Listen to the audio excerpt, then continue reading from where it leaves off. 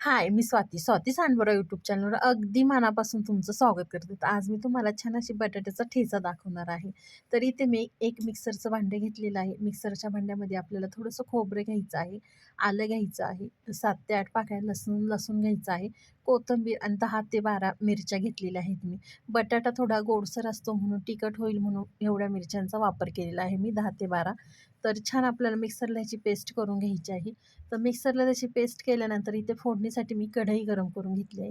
तर कढईमध्ये आपल्याला 2 ते 3 चमचे तेल घालायचं आहे. तेल वगैरे तुम्ही तुमच्या आवडीनुसार घाला. पण थोडंसं तेल घालायचं की जेणेकरून बटाटा असा खाली खरपूस झाला पाहिजे. तर म्हणून मी ते 3 चमचे तेलाचा वापर केलेला आहे. तर तेल छान व्यवस्थित गरम झालं की आपल्याला मोहरी टाकायची आहे आणि मोहरी छान तडतडली की आपल्याला जिरे घालायचे आहे. जिरेसुद्धा छान तडतडले की इथे मी कढीपत्ता घालणार आहे. कढीपत्त्याची पानं 7 ते 8 कढीपत्त्याची पानं घेतलेली आहे. कढीपत्ता छान असं तडतडला की आपल्याला कांदा घालायचा. इथे मी 2 कांदे कट करून घेतले होते. तर कांदा छान आपल्याला ब्राऊन होईपर्यंत परतून घ्यायचा आहे. तर इथे मी कांदा छान ब्राऊन होईपर्यंत परतून घेते. आपल्याला अर्धा चमचा हिंग घालायचा आहे.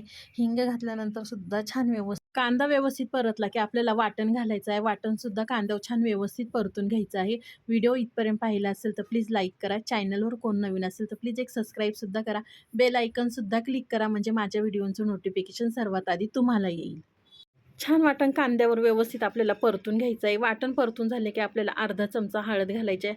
हळद घालूनसुद्धा छान व्यवस्थित मिक्स करायचं. चवीनुसार मीठ घालायचं आणि छान परत व्यवस्थित एकदा मिक्स करून घ्यायचं आहे.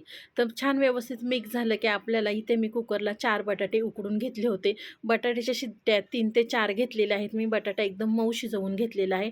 तर बटाटा कढईमध्ये ॲड करून छान व्यवस्थित परत एकदा मिक्स करून घ्यायचं आहे. कुठंही बटाटा राहिला नाही पाहिजे. एकदम छान व्यवस्थित मॅश करून घ्यायचं आहे.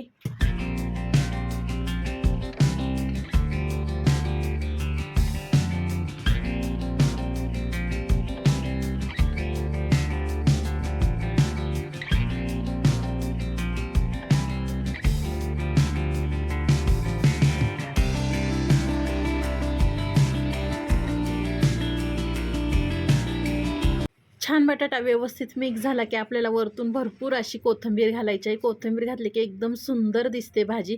तर इथे कोथिंबीर घालून परत मिक्स केलेलं आहे. एका डिशमध्ये मी आपला बटाट्याचा ठेचा काढून घेते. तर खूप सुंदर दिसत आहे. तर तुम्हाला माझी आजची रेसिपी कशी वाटली नक्की कमेंट बॉक्समध्ये सांगा. आवडल्यावर लाईक, कमेंट, सबस्क्राईब करायला सुद्धा विसरू नका.